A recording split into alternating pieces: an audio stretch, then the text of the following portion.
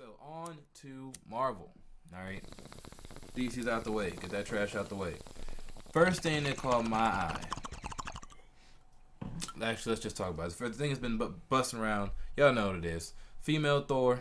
Jane Foster's back. Natalie Portman's back in the set, and I gotta get in on this to start because I want to be mad, and I want to have to be mad, like build up to the madness at the end, right? Y'all know I like female Thor, or Jane Foster Thor. I'm gonna start calling her female Thor because that sounds derogatory somehow. You should just call her Jane Foster. Yeah, I'm Thor. just gonna say Jane Foster Thor from now on. It's hard pause on the female Thor. Anytime you see a news article talking about female Thor, they're part of the problem. They're why I know this character's gonna be trash because they're literally describing her simply as female Thor, like explicitly as female Thor. Those are her character traits. She's a female and she's Thor. If you said Jane Foster Thor, all right, now it's like, oh, Jane Foster as Thor, because Jane Foster is a character, not a gender definition. You know what I'm saying? Like they're not even trying. They're not even trying. They're copy and pasting. And Marvel themselves, like I'm looking at the tweets, like they put out the name female Thor themselves. So I don't know. I don't like the way that they're doing it. Yeah, MCU Direct, not 5 hours ago, as of recording this, Natalie Portman says she is thrilled to be returning to the MCU as female Thor in hashtag Thor Love and Thunder. And she's also promising to get jacked for the role. I hope so, because she looked, when she was holding the hammer, she looked like a small breeze could blow her over. Well, yeah, but she is like 90 pounds of hot actress, which is fine, but I don't know why she's got to get buff because, I mean, even in the comics, she wasn't buff. I don't know if she's got to get buff, but like she got to put on some muscle definition. I mean, like, you can't be Thor with no muscle definition. If they're gonna just make her Thor, because that's what they're doing, they're not making her. But see, that shouldn't even matter because every time somebody gets the hammer, they always get enhanced, no matter what, no matter who they are, they get enhanced because you know what it says, you know the lore. I know what it says, Mjolnir. But that's not Jane Foster. All right, could get enhanced. The character of Jane Foster wouldn't have to make any gains, but the actress Natalie Portman does have to make those gains if she's going to play female Thor. Oh, there you go. You said it. Hey, I'm still in the quote. I described it. I said it that way on purpose, right? Because that's what they're selling this as. They're not selling this as a movie that really. I don't know. I don't even know what I'm trying to say here. I'm already frustrated. Listen. Nobody wanted this character in the comics. Nobody asked for it now in the MCU. But we gotta deal with it. It's happening. They pulled the trigger on it. And you know what? Fine.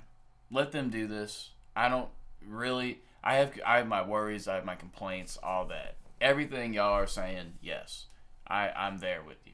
But at the end of the day, it's not like we're going to have some special petition that's going to come out. Everybody's going to sign it, and there's going to be like hundreds of thousands of people. We don't want Jane Foster Thor or whatever the hell. Recast, do something, pick a different woman character or whatever. Ain't happening. It's not happening. So what we got to do is be positive, and we got to be like, look, what is something new that Jane Foster Thor can bring new to the table as being the new mantle of Thor, which doesn't make sense. The first thing she can do to the table or bring to the table is some acting ability. Let's start there. Natalie Portman. I don't care if you were good in V for Vendetta. I don't care if I kind of even liked you in Star Wars. I don't care because the performances in Thor 1 and 2, trash. God tier trash. Like legendary trash. Well, even so she said that they were, she wasn't even trying though. All right, but now, so what? So all these people that's been grinding to make the cinematic universe what it is for the last decade or so. All right, Natalie Portman comes in, shits the bed twice, doesn't even give any type of a fuck, and then now all of a sudden that we're past the end game.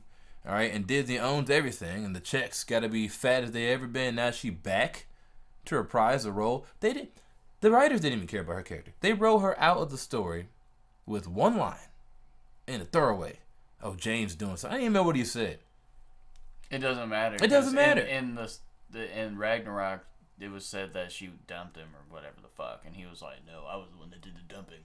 Like, yeah. Okay. All right, bro. It was so like what? She gonna pull up now? So she's had all this character development in the background. Now I'm supposed to pull up. I'm supposed to like her. Well, see, this is my problem too. Like, yeah, exactly what you're saying. She's coming in when we actually over 2 movies, we still don't really know who she is. No, we don't. She didn't look. It doesn't like all we know is that she's super passionate about Thor's abs. About Thor's abs and the science. The science. And look, I don't know what that means. They didn't specifically say that, but if you're not a filthy casual and you read the comics, you will know what I'm talking about.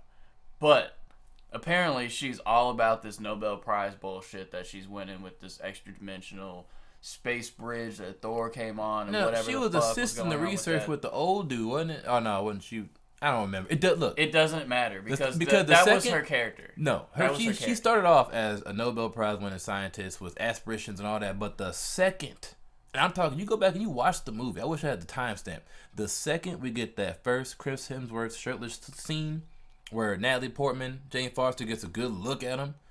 After that point where her mouth drops open, it never closes for the rest of the movie. Not all the way. And, like, that's her character. She's just drooling over this dude the whole movie. She has, like, no agency. She makes dumb decisions for somebody that's supposed to be so smart. Like, it's just really bad. And then it just gets worse by the time you get to the second movie.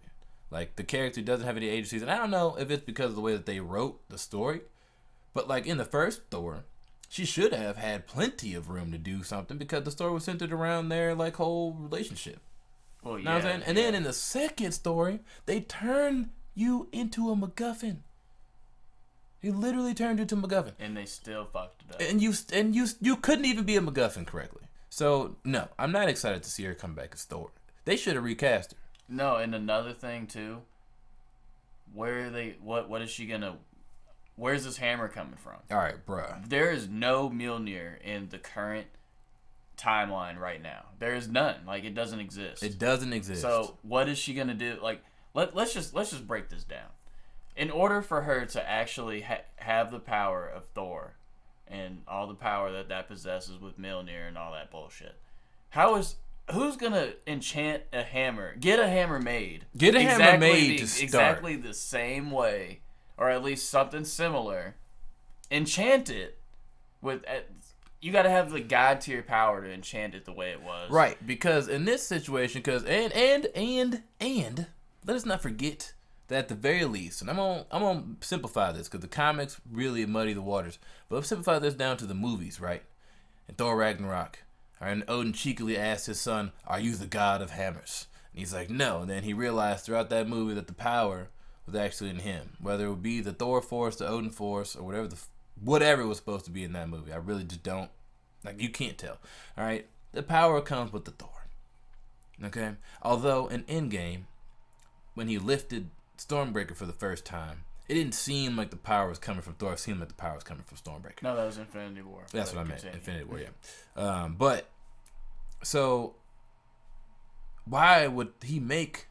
Why would there be any reason for another hammer to be forged at this point in the first place? Because he's currently with the Guardians, and they're in space fucking off somewhere. Well, this movie takes place before that.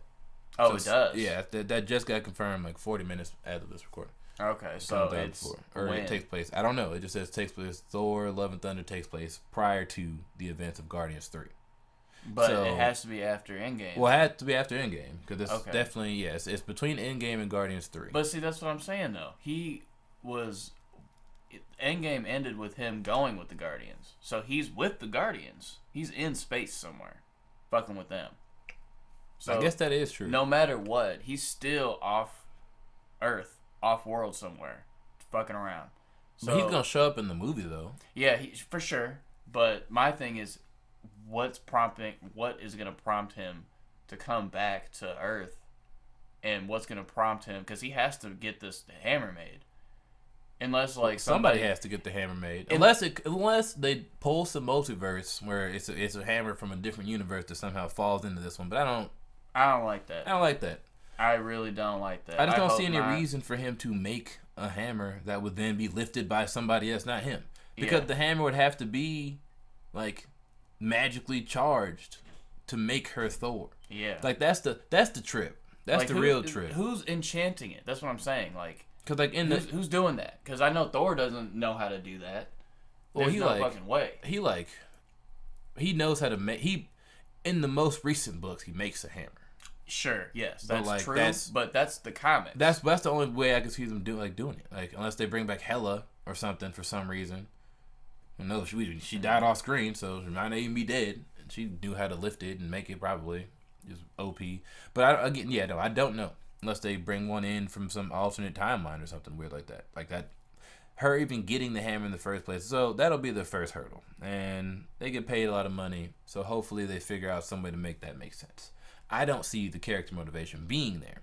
But I still think they should have recast Natalie Portman. I'm fine with Jane Foster Thor. Turn up. Mm-hmm. But Natalie Portman, no. Not fine with Natalie Portman as Jane Foster. All right, they recast Terrence Howard with Don Cheadle. Niggas didn't even look alike at all. But we were just supposed to accept it. Literally, Don Cheadle. Brody, you got dark. Yeah, Brody got burnt.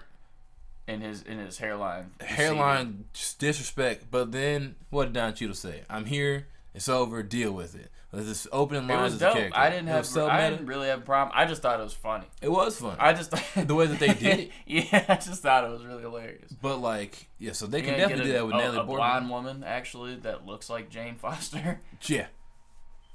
I'm sure there's no shortage of blonde women in Hollywood. Probably not. That would love to be Jane Foster. But look, Miss Portman, I just want you to do a good job, please. Like, just do everything in your power to make this work. Miss Portman, because I have no idea how this is gonna roll out. I don't know I don't know who's writing this, but look, do not pull a hammer from the multiverse, because I swear to God, nobody is gonna accept that. Nobody. You've already like amalgamed the fuck out of Stormbreaker, because that's like an amalgam of Beta Ray Bill's hammer and the hammer of Ultimate Thor. No, the axe of Ultimate Thor.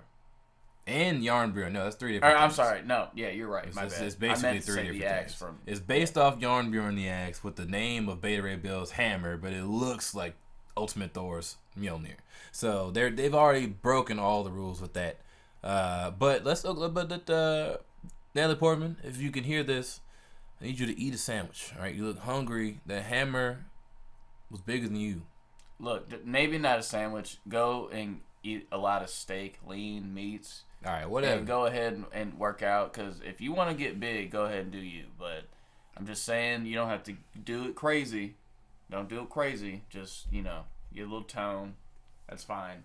Oh, nope. She, quote, is promising to, quote, get jacked for the role. So. Well, do what you got to do, boo-boo. Yeah, you go ahead and do that. I'll be here waiting.